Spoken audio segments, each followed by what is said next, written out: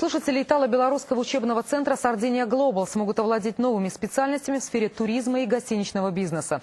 Как сегодня журналистам заявил чрезвычайный и полномочный посол Италии в Беларуси Арнальдо Абетти, пока здесь обучают строительным профессиям. Почти за 10 лет сертификаты получили около 3000 штукатуров, маляров, плиточников, облицовщиков, каменщиков и кровельщиков. Лучшим из них сегодня вручены почетные грамоты. А уже в мае на выставке «Туризм и отдых» в Минске ожидается делегация представителей турбизнеса Сардинии. Моя задача состоит в том, чтобы организовать форум и встречи между представителями бизнеса как Италии, так и Беларуси с целью продолжить сотрудничество в экономической и туристической сферах. В Беларуси очень хорошая база для развития туризма, и нам нужно найти те инструменты, которые помогут ее продвигать. В этом году также планируется, что университет в Кальяри подпишет серию договоров с различными белорусскими вузами. А уже в мае группа студентов нашего экономического университета отправится на Сардинию изучать логистику.